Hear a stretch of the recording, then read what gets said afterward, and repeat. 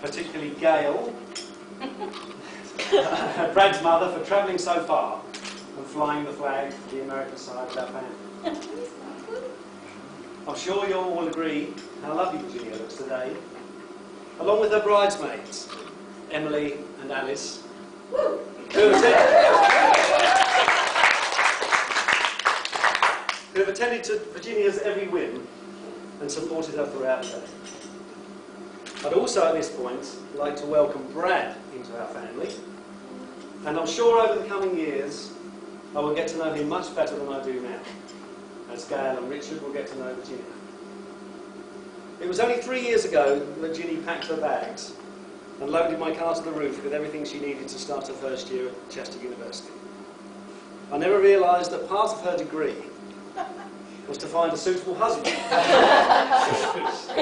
And I remember saying to Ginny, when she told me about Brad, couldn't you have found someone closer to home?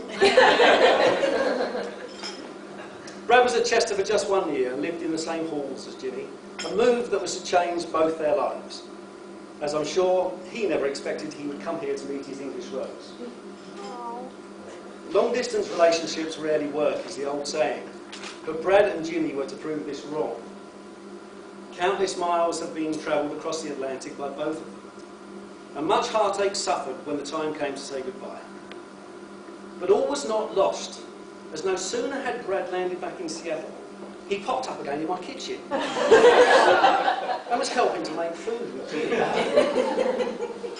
I thought he must have missed his flight, as I could clearly hear him saying, "Not too much seasoning, babe."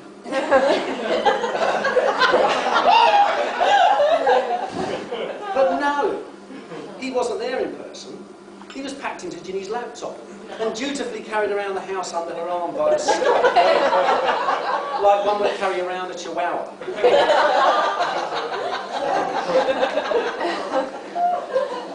I began to like this Skype relationship.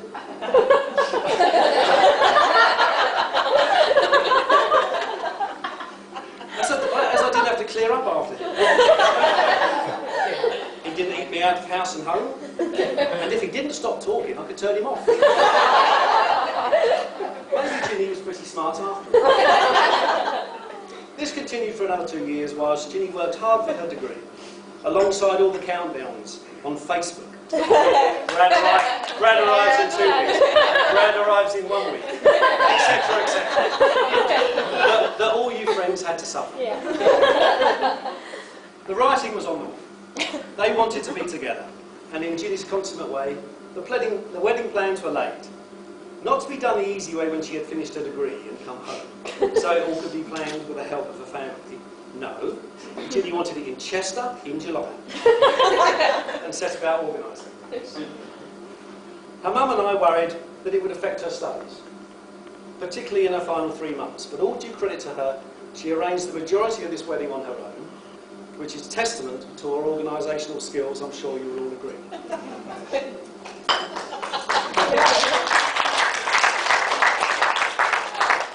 Not only did she do that, but she continued to work diligently for her degree, and I'm pleased and so very proud to be able to tell you that Ginny gained a first-class honours degree for all her efforts.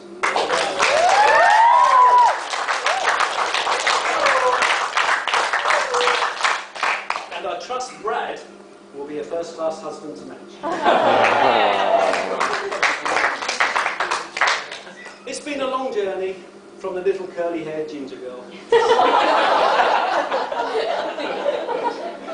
who I affectionately remember going off on her first day at Cheswick's Primary, who grew slowly into a slightly crazy, hot-headed and stubborn girl, although I don't know where she gets that from. To the beautiful, educated, musically talented, sensitive and well-rounded woman she is today. The next stage of your journey, Ginny, is just beginning. And I'm confident that you have the skills to deal with the road ahead. And with Brad at your side and Peter Rabbit in your handbag,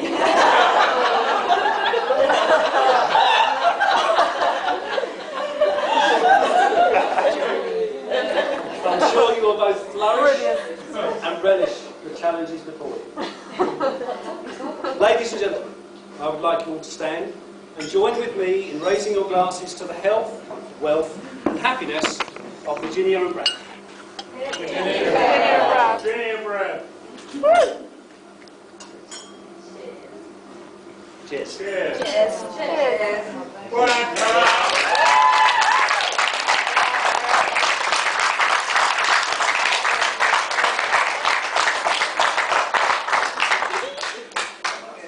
Ladies and gentlemen, I give you best man.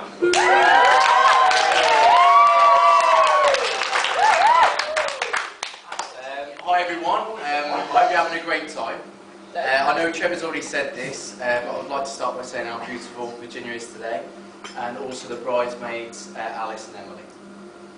Okay, when Brad first asked me to be his best man, I consulted my 78-year-old grandma, and she told me this: Ben, the best man speech can ruin. See, I replied, thanks, Nan. No pressure. So, Brad and Virginia, I'm just apologising in advance. Okay, I first met Brad and Virginia at Chester University at John Milton Hall, and there are a few of us here today.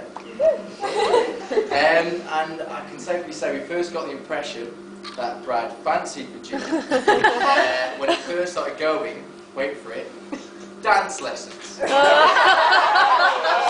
checked out with Amy this morning and it was dance lessons. And as a man, I know you must really have to fancy a girl to do that.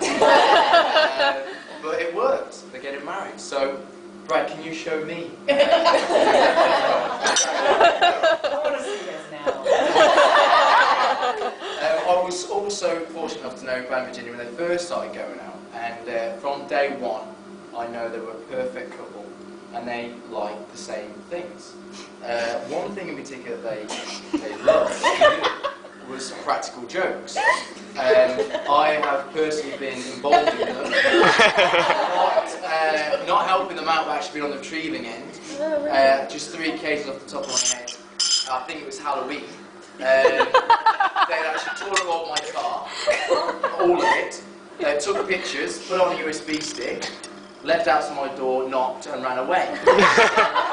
Just there, put it in, and I was like, oh, car.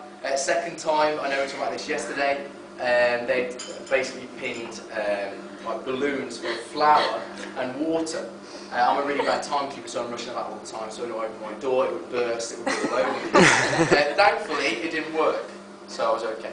And the final one, which I know we were talking about this yesterday, I'll just tell the whole story. We were all going out for a night out. Brad and Virginia came into my room, spoke to me. I thought it was a nice chat, but there was a different agenda. Brad and Virginia had unlatched my window. There was the blinds there so I couldn't see. Locked the door, went out for a night out. Brad and Virginia came back about half an hour earlier. I didn't think anything was suspicious. I came back with everyone else, unlocked my door, opened the door, and there's Brad and Virginia with the massive smiles on their face. 2 things go through my mind. Okay, one, how did they get in? And the second one, most importantly, what have they done?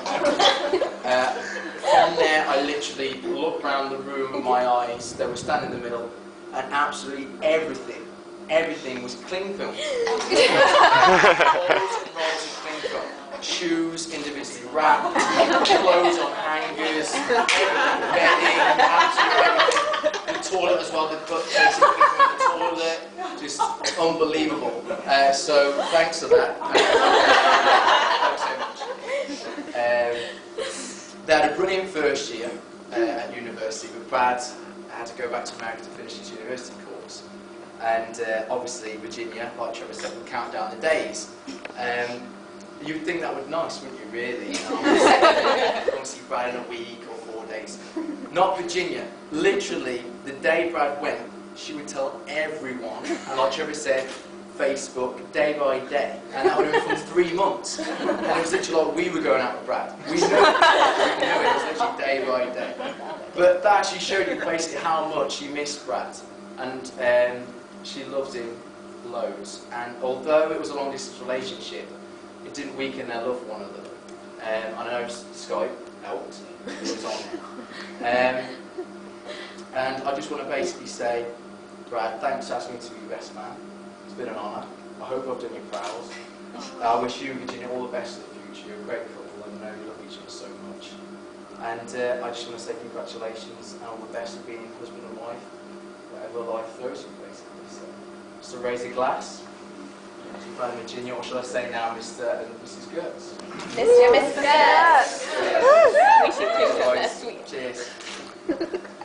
That's it. Oh my god. Don't do that. That was really good. That was good. You recorded all of it. Yeah, I got the whole thing. So nice. Ladies and gents, last but by no means least, the Groom.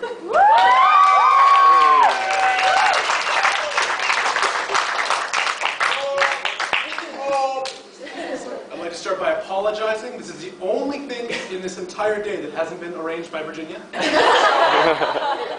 go. And I'd like to thank everyone who has helped, from the bridesmaids, my best man, all the parents, all the grandparents, aunts, uncles, friends. Everyone has helped out, and we're really, truly grateful. And now I'd like to tell you some stories. I'll give you a little background about me and Virginia. Let's see, where was I? When I first met Virginia, I knew she was perfect. I saw her across the room. She was wearing a blue dress and white high heels. I was absolutely stunned when she jumped up and did the splits. Ever since then, we've been partners in crime. It's been so eloquently put. When it came time to ask her out, I was so nervous, my heart was beating out of my chest. I barely got the words out, and then there was silence. Those big blue eyes stared up at me, and seconds turned into hours. She made me wait a full 30 seconds before she said anything. She thought it was hilarious. But those 30 seconds almost killed me. Eventually I recovered, and I decided to ask Virginia to marry me. I took her to the longest beach in the world, got down on one knee, and I prayed I wouldn't lose that ring in all the sand. In truth, no part of our relationship has been perfect or gone the traditional way. And that's kind of odd, because weddings are surrounded by tradition. Something old, something new, the bride freaking out, threatening you. But the most important tradition is that the groom is not allowed to see the bride until the wedding. It's supposed to be bad luck, but that's ridiculous, because today I'm the luckiest guy in the whole world. Thank you.